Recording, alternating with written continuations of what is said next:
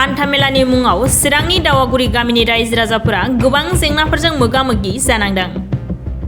चिरां जिल्लानि भारत-भुटान सिमनानि हाथिसार ओनसोलनि दावागुरि गामिखौ गुबुन ओनसोलफोरजों फोनांजाबग्रा दोंसेल' लामाया आथिखालाव हान्थामेला खालामजाथावै जादों। थांनाय माखासे साननिफ्रायनो नागारनो रोङै अखा हानायनि जाउनाव दावागुरि गामिनि लामाया खुरखालांदों। जाउनाव गामिनि रायजो राजाफोरा हान्थामेला खालामनायनि बिथिङाव गोबां जेंनाजों मोगा-मोगि जानांदों।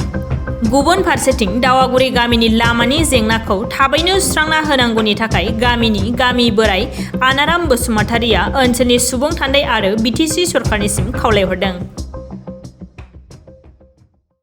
बियो दावागुरि गामि फार्स्ट नाम्बार।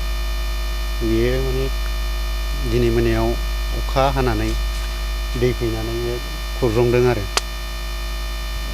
ओमफ्राय बे लामाजों न'खरसे बायदि थांलाय फैलाय न'खरसे माने गुबुननिफ्राय फैनायाबो बेजों थावायो। बेनो मेन लामा आरो। ओरै रैसुमैगुरि दङ, ओरैजाय साहा दावागुरि दङ। ओमफ्राय बिदिनो गुबुन जायगानिफ्राय फैनाय बेजों बे लामाजों हान्थियाबा जेबो राहा गैया आरो। माबायदि फैयोबा बेखौहाय मोजां खालामनो हागोन?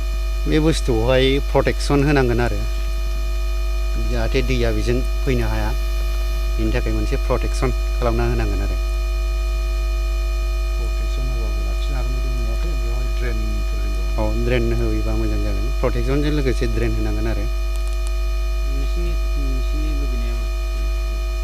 जोंनि लुबैनाया बेनोथ' बेखौ दानि जे सरकार बिथांमोना जेन बेखौ थाबैनो बानायफैयो, बेखौनो जोंनि खावलायनाय आरो जोंनिफ्राय। बे माब्लानिफ्राय जायो?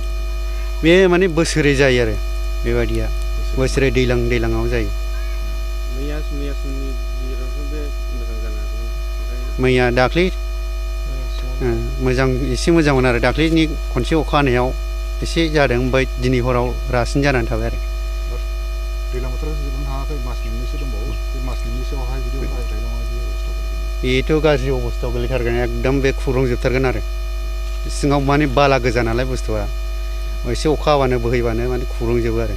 बालाजों अन्थाइजों नालाय बुस्थुआ, गोरा हा नङा। सोरबाफोर बेमार आजार जायोबा गारिफोरजों लाना थांनो हानाय माबा मोनसे बेबस्था जानाय जाहैबाय? बेबस्थायाथ' गारिजों लांनो हानायनि जेबो बेबस्था जाया बियो।